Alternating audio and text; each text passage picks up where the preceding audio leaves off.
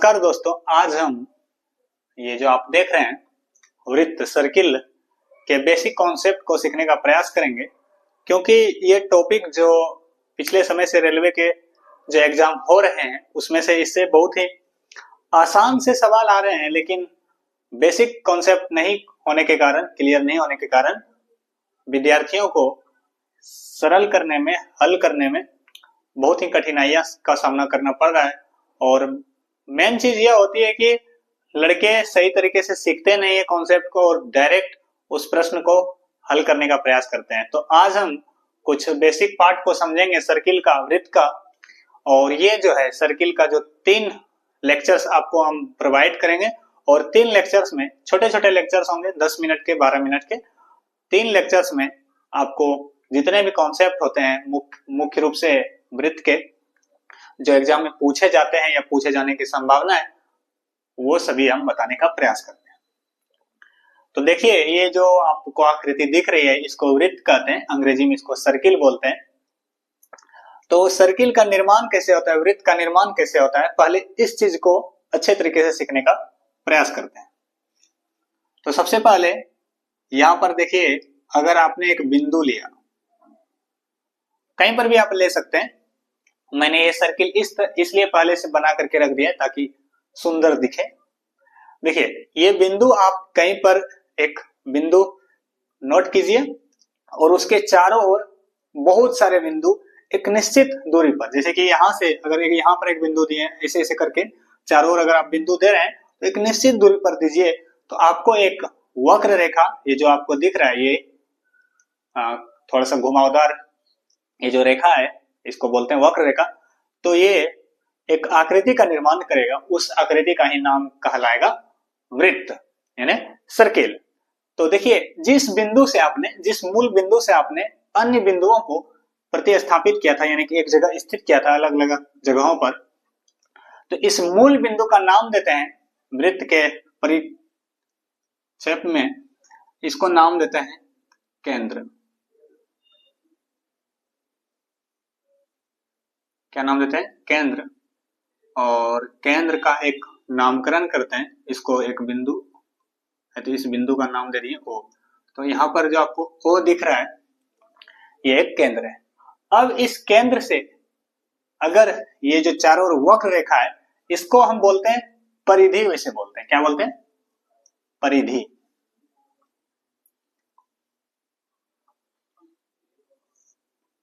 इसको बोलेंगे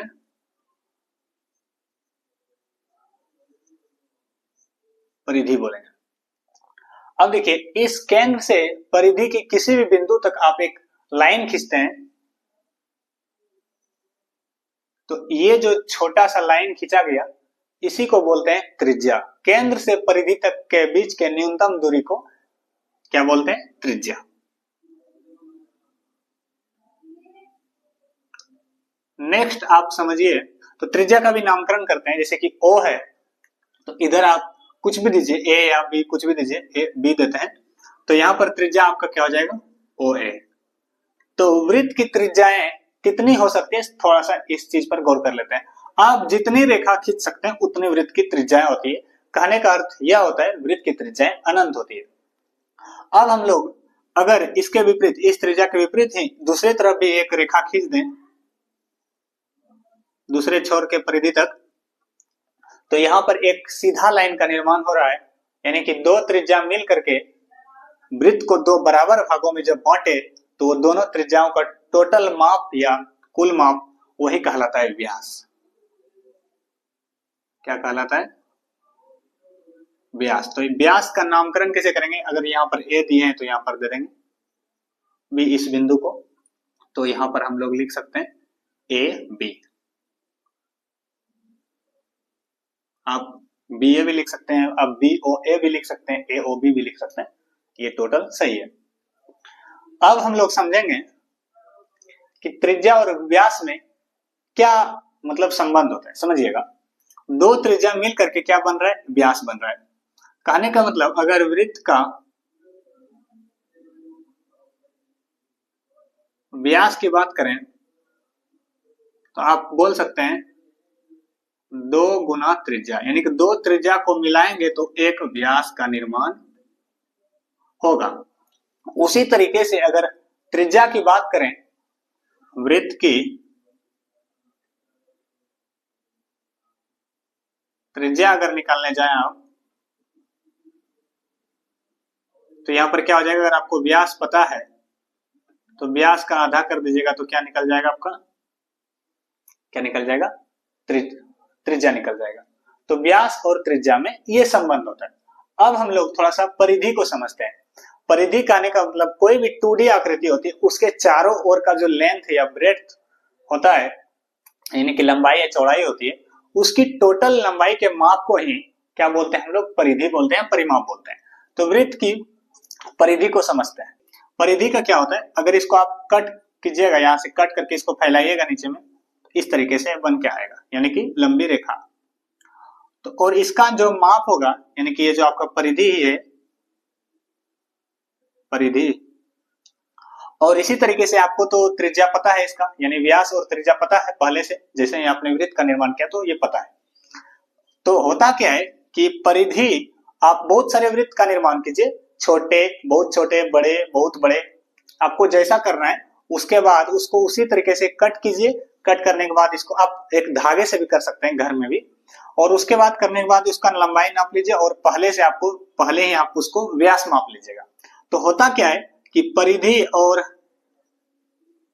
व्यास, परिधि और व्यास का जो मान होता है, अनुपात का, हमेशा एक रेशियो में आएगा।